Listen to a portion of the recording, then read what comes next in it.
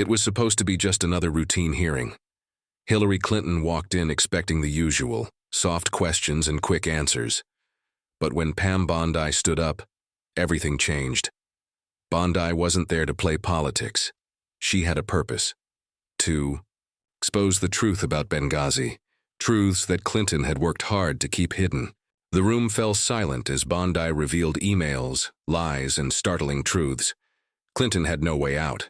What happened next shocked everyone, and by the end, the public would hear the truth they had never known before. What began as a typical Washington appearance quickly escalated into something no one could have predicted. This wasn't just another hearing. This was the National Tribunal for Accountability. Hillary Clinton sat across from Pam Bondi, a woman who wasn't going to settle for political games. Bondi, dressed in sharp magenta, came prepared. She didn't waste time with pleasantries or small talk. From the moment she leaned forward and locked eyes with Clinton, everyone knew this was going to be different. What viewers at home expected to be a routine event turned into something far more dramatic. Bondi's opening question caught Clinton off guard, instantly silencing the room. "You deleted 33,000 emails. Why?" There was no build-up, no fluff. Just that one simple question that cut through years of deflection and half-truths. Clinton, ever the politician, blinked, smiled, and repeated her standard answer. "They were personal, about yoga, about my daughter's wedding," but Bondi wasn't backing down. Of the 33,000 emails, not one was about classified briefings, international policy, or security concerns regarding Libya. She asked, raising a document high in the air. On the screen behind her, an internal memo appeared, clearly marked, "Confidential." It was a warning from Ambassador Stevens' team, months before the Benghazi attack. The timestamp, sent to Clinton's private server, the room's atmosphere shifted. Senators leaned forward. The press gallery fell silent. Bondi pressed on. "You received this, yet there was no increase in security, no additional personnel, and 4 Americans died." Clinton's lips parted as if ready to interrupt, but Bondi was relentless. "You told the public the attack was a protest over a video. But your own staff, the night of the attack, referred to it as a planned assault. Why mislead the American people?" Clinton leaned into the microphone, responding, "Pam, with respect, I was following the intelligence available at the time." Bondi wasn't finished. "Then why did your daughter get the truth before the American public did?" She fired back, showing another email. This one was sent from Clinton to her daughter, Chelsea, that night. It said, "It was a planned attack not connected to any protest." Gasps rippled through the room. The moderator tapped the gavel, trying to regain control, but the damage was done. The hearing had transformed from a standard inquiry to a full-on reckoning, and it was only just beginning. Bondi turned to the tribunal panel, her voice calm but resolute. "There's a pattern here, misleading the public, erasing records, avoiding accountability. This wasn't just a hearing anymore. It was the truth coming to light, and Hillary Clinton had nowhere left to hide. This isn't negligence, it's strategy," Pam Bondi declared, her words hanging in the air. The members of the tribunal sat in silence, processing the gravity of the statement. For years, questions had been asked in press briefings and interviews, but now, for the first time, the full picture was being clearly laid out, undeniable and impossible to ignore. But Bondi wasn't finished. What would follow in the next few hours would challenge Clinton's legacy, shake the public's faith in the justice system, and reignite the national conversation about truth, power, and accountability. The most explosive revelations, however, wouldn't come until the very end. That's where we're headed next. As murmurs buzzed through the gallery, Bondi didn't let the tension dissipate. She reached for the next file, thick and meticulously prepared. The cover read, "Unauthorized Communications, State Deputy." Bondi raised her eyes to Clinton. 33,000 emails, she said, her voice firm but steady. "And yet your legal team claims none of them contained classified material. Is that your position today?" Clinton folded her hands together, replying calmly, "Yes, that's what we determined." Bondi nodded, almost inviting her response. "And who reviewed them?" Who made that determination? My attorneys, Clinton answered. They went through them all. Bondi didn't flinch. So your lawyers, none of whom had security clearance, decided what should be handed over to the State Department and what should be permanently deleted. Clinton adjusted her microphone before responding. They were instructed to follow protocol. Bondi's response was crisp. That's not the question. For the first time, a flicker of discomfort passed across Clinton's face. Bondi flipped to page 22 of her file and tapped her pen on a highlighted paragraph. This email, dated June 29, 2012, contains information about troop movements in Libya. It was marked confidential at the time of transmission. That's classified under federal law, and it was sent directly to your private server. Clinton leaned forward, answering, I never knowingly received or sent any material marked classified. Bondi didn't miss a beat. But the law doesn't require knowingly, does it? The statute says gross negligence, which in plain English means being careless with sensitive information. A long pause followed. Clinton leaned back slightly, and the tribunal members looked down at their copies of the same email. No one spoke. Bondi continued, shifting the screen to show side-by-side comparisons of redacted and unredacted versions of Clinton's emails. Do you know how many of your emails had to be retroactively classified after the FBI recovered them? Clinton's tone grew flat. A handful, 110, Bondi replied. And that's just the beginning. A slideshow began on the large screen, displaying emails with subject lines like Benghazi brief, foreign contact, and confidential steel memo discussion, each with timestamps, each sent directly to Clinton's private server. Then Bondi delivered the next devastating blow. These weren't just mishandled communications, they were part of an intentional separation from government oversight. The server wasn't in a secure government facility. It was in your basement. Gasps rippled through the room. But Bondi remained calm, her voice as sharp as ever. Madam Secretary, do you understand that what you did didn't just violate protocol? It created a blind spot in national security? Clinton pushed back. With all due respect, the FBI concluded there was no intent, and they didn't have all the emails. Bondi shot back, because they were deleted. BleachBit was used to wipe the server. Devices were smashed with hammers. SIM cards were removed. Why take such extreme steps if the content was just yoga and wedding plans? Silence filled the room. The question hung in the air, unanswered. The moderator cleared his throat but remained silent, and the cameras zoomed in on Bondi's composed face. Across the nation, millions were watching. Some were stunned while others nodded, finally hearing the questions they'd been waiting for. The public had waited for years to get answers, but this was no longer just about the emails. The real story, the reason Clinton's team seemed so uneasy, was about to unfold. Bondi had only just begun. Up next was Benghazi, and when she revealed what happened before and after that tragic night, everything would change. Pam Bondi reached for the next file, thinner but more consequential than anything she had presented so far. The heading read simply, Benghazi, September 11th, 2012. She didn't start with a question. She began with a timeline. 8:30 p.m. Eastern Time, Bondi began. That's when the first distress call came in. The U.S. consulate in Benghazi was under attack, and Ambassador Stevens was inside. The screen behind her lit up, showing a real-time log of events, calls, alerts, and urgent messages sent by personnel on the ground. As Bondi spoke, the timeline scrolled in sync. At 8:45, a second wave of attackers breached the walls. By 10 p.m., the situation was catastrophic. Americans were under siege. They were calling for help. She paused and then turned to Clinton. Madam Secretary, do you remember where you were that night? Clinton shifted in her seat. I was at the State Department monitoring the situation.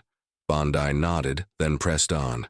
When Ambassador Stevens' last known communication came through. What did he say? Clinton hesitated and responded carefully. He reported heavy fire and that they were pinned down. Bondi held up a sheet of paper. This is that message. His words were, We're under attack. If we don't get back up soon, we won't make it. She let the words sink in before continuing. And yet, no rescue team was deployed. No reinforcements. 4 Americans died, including Ambassador Stevens. Bondi paused for effect. Within hours of the attack, your office released a statement blaming a spontaneous protest over a YouTube video. Clinton kept her tone even as she responded. That was the intelligence assessment at the time. Bondi shook her head. That's not true. Internal emails show that within hours, you and your team were aware this was a coordinated terrorist attack. Yet you told the American public something entirely different. A screenshot flashed on the screen, showing Clinton's email to the Egyptian foreign minister. Bondi read it aloud. We know the attack had nothing to do with the film. It was a planned operation by an Al-Qaeda-like group. The email was dated September 12th, the morning after the attack. Gasps echoed in the room. Bondi turned back to Clinton. You told the world one story while telling your allies another. Why? Clinton answered with controlled frustration. The situation was evolving. There were conflicting reports. We didn't want to incite violence or panic. Bondi leaned in. You didn't want to hurt your image during an election year. A sharp silence followed. That video narrative, Bondi continued, was pushed for days. Susan Rice repeated it on 5 Sunday shows. You stood by it, all while knowing it was false. Clinton's eyes narrowed. We were working with what we had. There was no intent to deceive. Bondi didn't smile. Then why tell your daughter the truth while telling the families of the fallen something else? Another email appeared on the screen, sent the same night to Chelsea Clinton. It read, 2 of our officers were killed in Benghazi by an Al-Qaeda group. The contrast couldn't be clearer. Bondi continued, her voice calm. You told the families it was a protest. She paused. They stood next to their son's flag-draped coffins, and you lied. The chamber fell silent. Even the panel members didn't shift in their seats. Clinton opened her mouth, but no words came out. Bondi let the silence stretch before she closed the file. This isn't about politics, she said quietly. This is about truth. 4 lives were lost, and for years the public had been fed half-stories and evasion. Not today, she finished. The tension in the room was palpable, but Bondi wasn't done. Behind Benghazi was another layer, one involving money, influence, and global deals hidden beneath the surface of charity.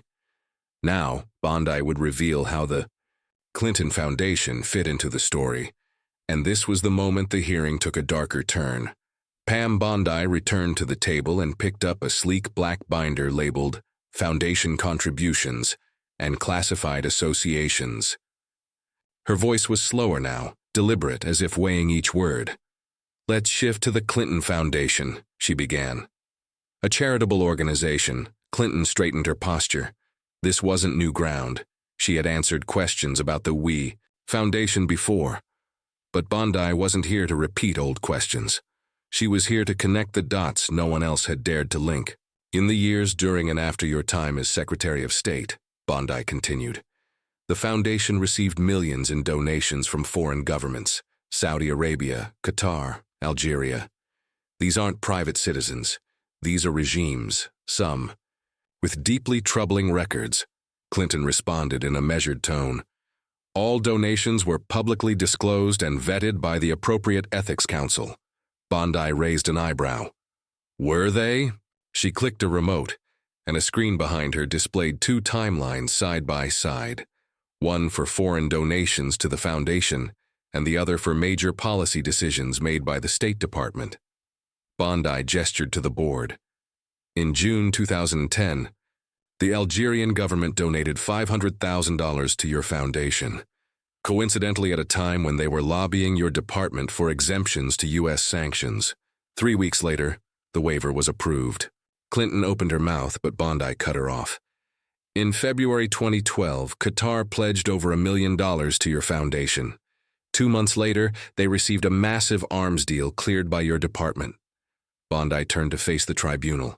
I'm not saying this is definitive proof of a quid pro quo, but if anyone else had this pattern on paper, If this were a CEO or a senator, they'd be under federal investigation. The room was still. Clinton's legal counsel, seated just behind her, leaned forward. Bondi continued. "What about the Uranium-1 deal?" she asked. "Russia's nuclear agency acquires 20% of U.S. uranium production capacity, and around the same time, the Russian company's chairman donates $2.35 million to the Clinton Foundation. The deal is approved while you're still Secretary of State." Clinton's voice was firmer now. "I had no direct involvement in the Uranium-1 decision. It was reviewed by a committee." Bondi nodded, as if expecting that answer. "But that committee doesn't vote unless the Secretary of State gives the green light to proceed." "You were that gatekeeper," the gallery murmured again. Bondi held up a financial summary. "Over $145 million in foreign donations flowed to your foundation during or shortly after your term. Yet emails discussing those meetings with donors, meetings that should have been on official records, were sent from your private server." She paused. "Do you see the pattern, Madam Secretary?" Clinton didn't answer. Her expression hardened, her eyes fixed on the screen behind Bondi. "This is bigger than just poor judgment," Bondi said. "It's about trust. It's about the public's right to know who's influencing policy, and whether American interests were traded for foreign cash." Bondi took a step back. "You called the foundation a vehicle for good, but many Americans see it as a vehicle for influence, a revolving door between foreign money and U.S. diplomacy." Bondi closed the binder with a soft thud. "We're not here to relitigate your career. We're here to ask, was there a line, and did you cross it?" No one moved. Yet Bondi wasn't finished, because behind the tangled web of finances and deleted emails was one final bombshell, an undisclosed file that connected all the dots. This file would be revealed last because Bondi knew the final chapter needed to be the most impactful. Pam Bondi placed a single envelope on the desk. Unlike the thick binders before it, this one was thin, with no tabs or labels, just a plain manila envelope with the word "whistleblower" handwritten on it. She didn't touch it immediately. Instead, she stared directly at Hillary Clinton. "This file didn't come through subpoenas or document requests," Bondi said. "It wasn't leaked to the press. It came directly to our office from someone inside your former department, someone who witnessed everything unfold and couldn't remain silent any longer." The air in the room shifted. Clinton's jaw tightened. "This individual," Bondi continued, "was part of your senior communications team. They worked with you between 2011 and 2013. They were present for internal conversations about both your private server and the response strategy following the Benghazi attacks." Bondi slid the envelope closer to the microphone. "Inside is a signed affidavit under oath, detailing conversations in which you were explicitly warned about the risks of using a private email server for State Department business." She paused, allowing the words to settle. "Not only that, but the affidavit also states your team discussed ways to create distance between the server and official oversight, specifically by using language that would downplay its existence should anyone start asking questions." Clinton quickly interjected, "Anyone can claim anything. An unsigned letter doesn't make it true." Bondi didn't even glance at her. "It's signed and notarized." She opened the envelope slowly, removed a single page, typed statement, and read aloud. The seal of the tribunal was stamped at the top, marking it as evidence. "I was present during multiple discussions where the Secretary expressed concern about FOIA exposure and congressional inquiries," Bondi read aloud. "She indicated the need for a separate communication method that would not be subject to retrieval." The quote echoed in the chamber. Bondi continued, "When the Benghazi incident occurred, I heard her chief of staff say, 'We need to control the narrative now. We'll go with the video explanation until we can clean this up.'" Clinton's eyes locked onto Bondi. "That is not true," Bondi replied without raising her voice. "Then explain why your team told the public one version and emailed foreign diplomats another. Why were your statements so carefully crafted, unless they were part of a strategy?" Clinton said nothing. Bondi held up the affidavit. This whistleblower has also provided metadata from internal memos showing they were altered after the fact. Key terms like terrorist were replaced with protest in revised versions submitted to the press. There was movement among the panel now, whispers spreading as notes were taken. This wasn't just political theater anymore. It felt like evidence of coordination, possibly even obstruction. The American people were given a script, Bondi said, while the truth sat behind redactions and talking points. What they didn't get was honesty. Clinton's voice broke through. This individual is hiding behind anonymity. I won't respond to claims without knowing who's making them. Bondi nodded. And they will testify. But first, the tribunal will finish reviewing the technical logs they submitted, including location pings and timestamps that back up their claims. She held the affidavit in one hand, letting the silence settle. The point isn't that you made mistakes, Bondi said softly. The point is how hard you worked to make sure no one ever found out. A quiet murmur swept through the gallery. Yet, the core of the scandal, the part that would answer the one question everyone had been asking for years, hadn't even been mentioned yet. Bondi had saved the biggest revelation for last, because it involved not just emails and foundation money, but a name, a specific individual tied to everything. And that name would change everything.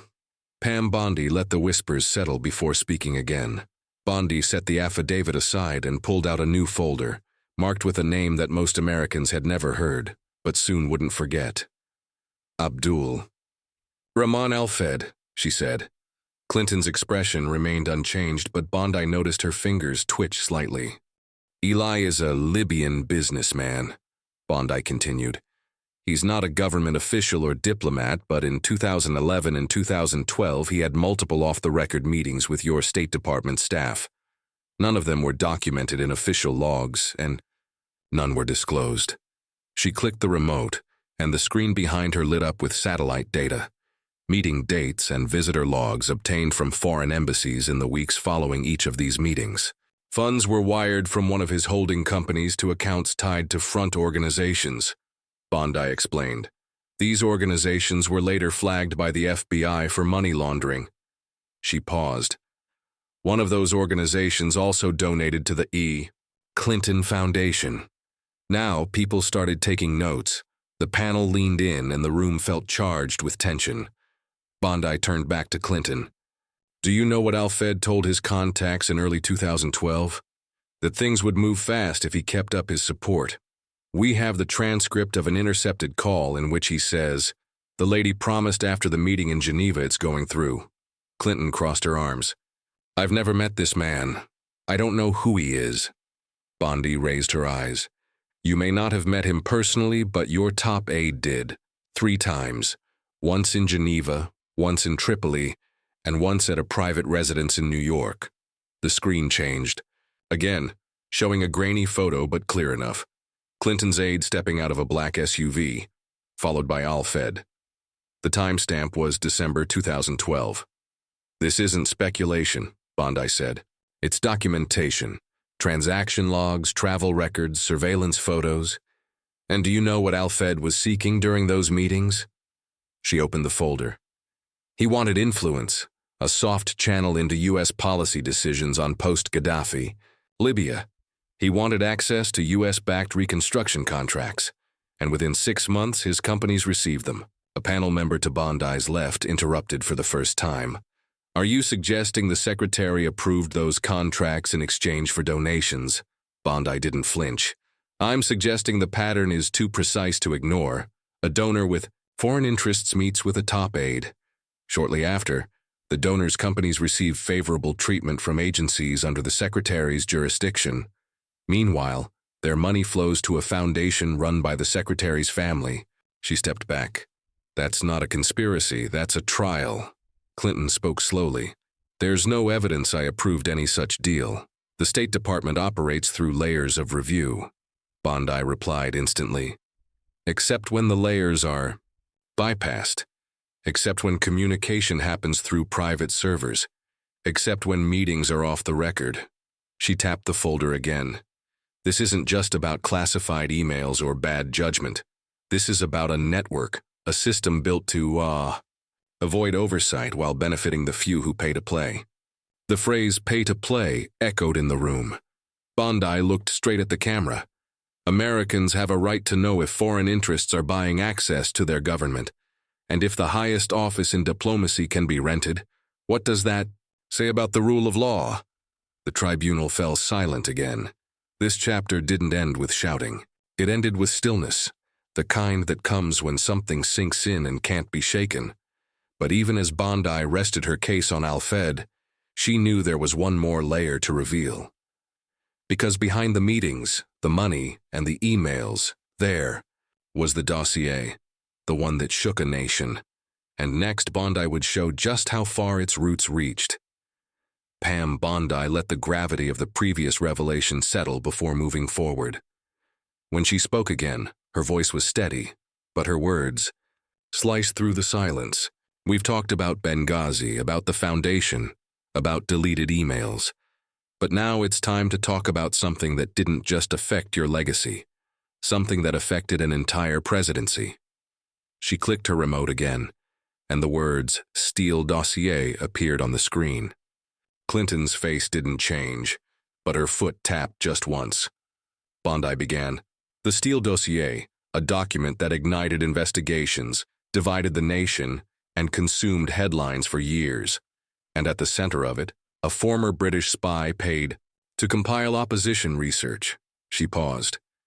Paid in part by your campaign and the Democratic National Committee. Clinton folded her hands. That was disclosed years ago.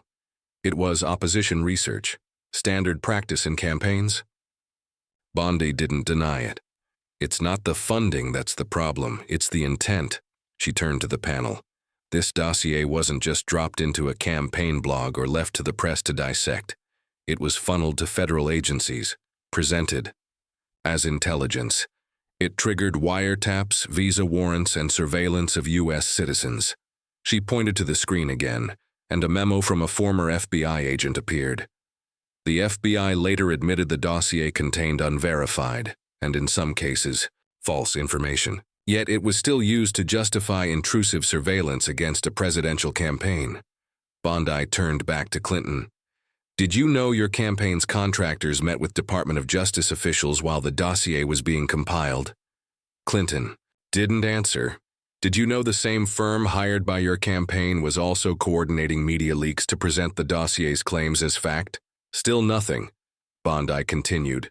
This wasn't about vetting a candidate. This was about shaping a narrative, one that cast a shadow over an entire administration. And when questioned about your connection to the dossier, you denied knowing the details. She pulled out a transcript from October 2017. When asked if you had any role in the dossier's funding, you said, I didn't know until after it was published. But financial records show your campaign approved payments to Fusion GPS months before the public even knew the dossier existed. She let the contradiction linger. Americans were told this was intelligence. It wasn't. It was a political weapon. And while we spent years questioning the legitimacy of a sitting president, the person who helped launch the firestorm avoided every headline. One panel member leaned forward. Are you saying the dossier was deliberately created to mislead federal investigators? Bondi didn't blink. I'm saying it was never vetted, never verified, and yet it was used to undermine public trust, weaponize institutions, and distract from everything we've discussed today. She looked at Clinton. You told the country that truth matters, that transparency matters. But when it came to your emails, your foundation, and this dossier, you hid behind lawyers, aides, and talking points. Clinton finally spoke. You're politicizing a document that I had no hand in writing. You're turning this tribunal into a campaign rally. Bondi stood her ground. No, Madame Secretary, I'm showing the American people how power shields itself from consequences, and how you've mastered that game better than anyone. There was silence again, but Bondi wasn't done. Not yet. Her closing chapter wouldn't just be about corruption or cover-ups. It would be about what comes next, and what this hearing means for everyone watching it unfold. The next chapter wouldn't target Hillary Clinton. It would speak to the people. The lights above the tribunal flickered slightly as the hearing stretched into its third hour, but Pam Bondi showed no signs of slowing down. She leaned forward, resting both hands on the desk. "Let's take a step back," she said, "because this isn't just about one person. This is about a system that treats powerful people one way and everyone else another." She looked at the panel, then slowly turned to the gallery. If any other government employee had set up a private server to hide official communications, if they had deleted 33,000 emails under congressional subpoena, if they had lied to grieving families, coordinated with foreign donors, or allowed opposition research to masquerade as intelligence. She paused. They'd be prosecuted, or at the very least held to account. The panel remained still. Bondi let the silence grow before continuing. But when you're Hillary Clinton, the rules bend. They blur, and eventually they disappear. Clinton's expression didn't change, but the crowd felt the shift. Bondi opened a folder labeled Prosecution Outcomes Non-Elites. In 2016, she said, a Navy sailor was sentenced for taking 6 photos inside a classified submarine room. He didn't share them, he didn't leak them, but he kept them and went to prison. She turned to the next page. A federal contractor named Reality Winner was sentenced to over 5 years in prison for leaking a single classified document. 1 page. Another page turned. Countless Americans have lost their security clearances, their jobs, even their freedom, for doing a fraction of what we've presented here today. She held up the folder. They didn't get media protection. They didn't have political machines behind them. They didn't run presidential campaigns. They were just citizens. Clinton adjusted her posture. I have cooperated with every investigation. I've sat through 11 hours of hearings. I've been cleared by multiple agencies. Bondi nodded. Cleared by institutions that you had close relationships with. Cleared by processes that never had access to the full truth because the evidence was destroyed or never turned over. Bondi walked to the center of the floor, now holding no notes. The American people aren't angry because mistakes were made. They're angry because no one paid a price for them. She gestured to the public seating area where veterans, gold, star families, and former State Department employees had gathered. They watched their lives be measured down to the last detail, every form filled out, every protocol followed, every rule enforced. She pointed to Clinton. And they watched you rewrite the rules. Bondi turned back to the panel. This hearing isn't about reliving the past. It's about restoring trust, about sending a message that power does not equal immunity, that political status does not mean a razor of consequences. Clinton replied calmly, I made decisions based on the information. I did what I believed was best under impossible conditions, Clinton said. Bondi returned to her seat. You had a duty to the truth, not to spin it, bury it, or run it through private channels and global donations, just the truth. For the first time, the tribunal's moderator leaned forward. And what outcome would you recommend, Miss Bondi? Pam looked up. I don't make recommendations, the facts do. She tapped the files in front of her, email logs, whistleblower affidavits, foreign donor lists, surveillance records. The real question, she said, is not what I think. It's whether this panel, this government, and this country still believe in one standard of justice for everyone. A quiet murmur passed through the gallery. It wasn't outrage anymore. It was something heavier, reflection. Pam Bondi had set the stage, and all that remained was the final statement. Not to accuse, but to remind America what's at stake when truth is replaced with power and accountability disappears. Bondi sat still for a moment, letting the weight of her previous words linger. The tribunal chamber had gone quiet. No shuffling of papers, no whispers, just stillness. She slowly stood and held up one final sheet of paper. This, she said, is not an email, not a donation record, not a classified file. It's a list of names. She placed the paper on the desk and read aloud. Ambassador Chris Stevens, Shaw Smith, Tyrone Woods, Glenn Doherty. Each name landed like a tolling bell. These four men, Bondi continued, are not political tools, they're not talking points. They were Americans who answered a call to serve and died waiting for help that never came. She turned toward Clinton. They wrote to your office asking for more security. They warned of threats, reported suspicious activity, and every time they were told the resources weren't available. Bondi walked slowly to the edge of the platform. When the bullets started, flying. When fire engulfed the compound. When calls for backup came in, you didn't send reinforcements. You sent a press statement blaming a protest. Clinton remained still, her face unreadable. You went to bed that night, Secretary Clinton. Bondi paused. They didn't, she continued. Days later, you stood before their families, looked them in the eyes, and told them something you already knew wasn't true. A woman in the gallery wiped a tear, and someone else clasped their hands tightly. Bondi spoke again, this time directly to the tribunal. If we can't ask the hard questions now, when will we? If the highest office holders in our country can delete records, dodge subpoenas, and walk away with no consequences, what does that say to every honest American who plays by the rules? No one answered. Bondi slowly returned to her desk and took a breath.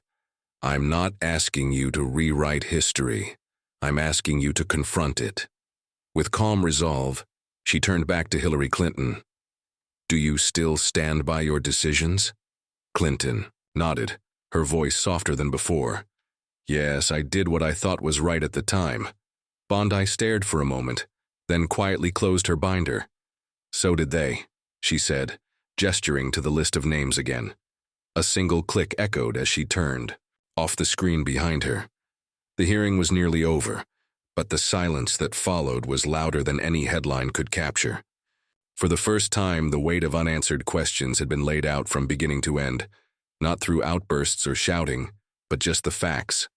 And now the final chapter remains, not for shock, not for drama, but for truth. The tribunal's moderator leaned forward. Miss Bondi, do you have any final remarks? Pam Bondi stood one last time, her voice calm but clear. This hearing wasn't about revenge. It wasn't about politics. It was about accountability. She scanned the room, not just the tribunal panel, but the gallery, filled with journalists, veterans, Gold Star families, and average Americans who had come to see something they'd waited years for. The truth, unfiltered and unshaken. Or too long, she said. Power has meant protection. A private email server meant no trace, a foundation meant no paper trail, carefully crafted statements meant no responsibility. But all that ends today because the evidence was never the enemy. There was silence. She turned to Hillary Clinton one final time. You once said, and I quote, "What difference at this point does it make?" Bondi held up a copy of that transcript. To the families of those who died in Benghazi, it makes all the difference in the world. To every American who's been told the rules only apply to some, it makes all the difference in the world. The room was completely silent. Bondi took a step forward. This isn't about what the media decided to cover. This is about what they refused to do. It's about facts buried under headlines and choices disguised as mistakes. It's about the playbook that lets people in power say, I didn't know, I don't recall, I wasn't involved. She looked toward the cameras. But the American people remember, and what they saw today they won't forget. She placed all 10 files she had used during the hearing into one final binder and locked it shut. We're told that justice is blind, she said. But justice also requires courage. The courage to look power in the face and ask, what did you do and why did you hide it? The moderator gave a small nod. Thank you, Miss Bondi. The tribunal will now enter deliberation. Bondi gave a slight bow of her head and returned to her seat. As the panel stood, the gallery rose in silence. Not applause, not outrage, just quiet recognition that something rare had happened. An open confrontation backed by evidence that pulled back the curtain on a political legacy. Hillary Clinton stood slowly and exited through the back corridor without a word. Outside, reporters were already broadcasting live, headlines forming in real time. But inside that room, The story had already been told, not through spin, but through questions no one else had dared to ask, and answers that, for the first time, had nowhere left to hide. Pam Bondi gathered her notes, nodded once to the family seated behind her, and walked out without looking back. For her, the job was never about headlines. It was about the truth, and now it was finally